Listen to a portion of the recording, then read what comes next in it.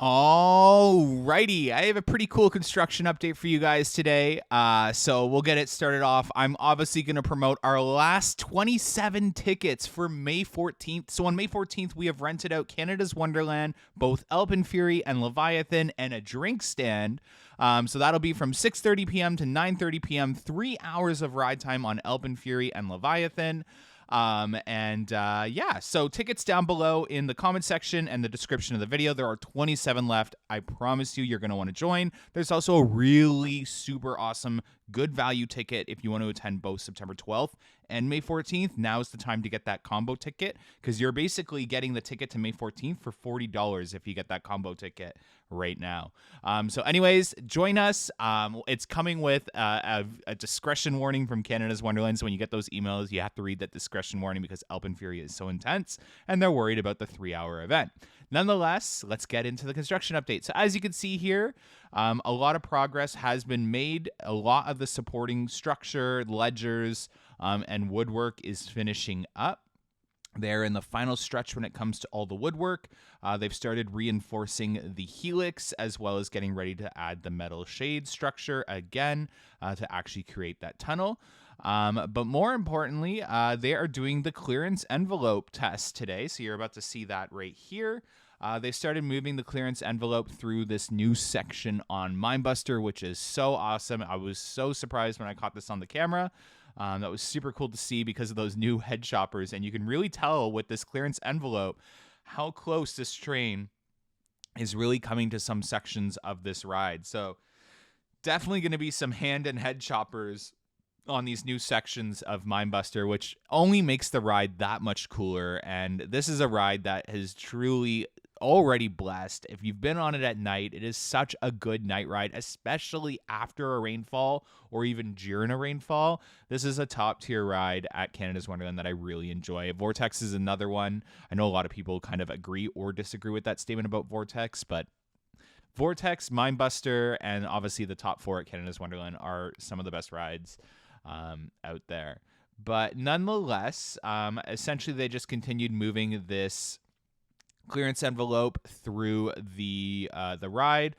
Just a fun fact, this is Canada's Wonderland clearance envelope. It's adjustable. In fact, I believe it's similar to one they used on Elpin Fury. I know they kept the one that they used on Elpin Fury that clips to a machine, so you can attach this to things and stuff like that and expand it or change it. Nonetheless, essentially they just kept doing that.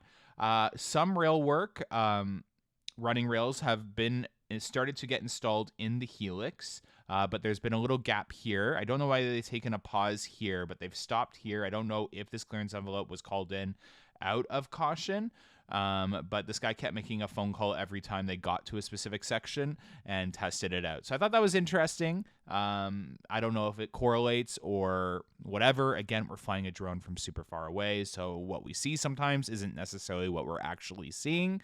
So always take my videos with a grain of salt because we are just giving you an analysis based off of what we're seeing from this super zoom drone.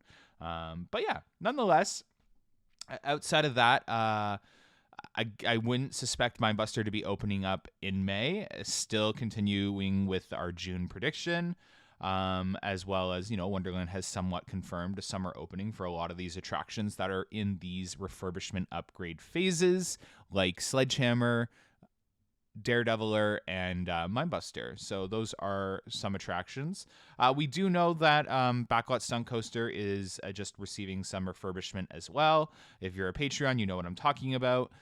So that should be opening, I would say maybe in 2 weeks. It won't be open this weekend, but I would maybe predict that it could be open the weekend after or the weekend after that. So I would say anywhere from 2 to 3 weeks that we can expect Backlot Stunt Coaster to open. Just simple refurbishments that the ride is undergoing.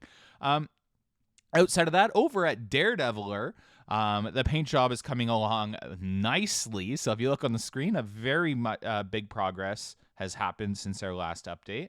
I would love to see this green extend a little more upward, some progress on the supports, but obviously there is a system to this. If you saw us on our Instagram page, Amusement Insiders over on Instagram, we were questioning if the train had run because we had saw marks where the tires would go. It is confirmed that the painting company just isn't painting where the tires go. So that's why it looked like it had run. It has not actually run yet.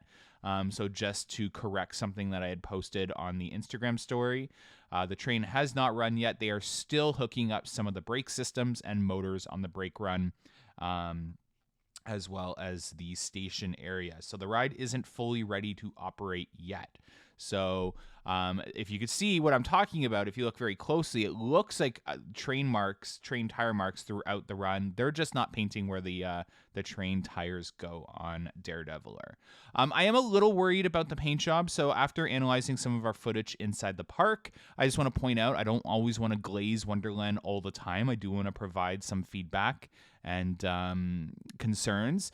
I will say the paint company is not sandblasting everything, and I'm a little concerned because I've seen what that does to Flight Deck, and Flight Deck tends to peel as if it got a sunburn, and I'm starting to see areas where it is already peeling on the green, and so I just find that really weird that they're doing such a simplistic, lazy paint job. Again, not the paint company's fault all the time. It could be just what Wonderland paid for, and maybe they left the sandblasting out of it. But yeah, a little concerning that I'm not seeing the sanding and sandblasting before that paint. Anyways, this is where we're going to leave off before our Patreon update. So head on over to Patreon to see the rest of this video.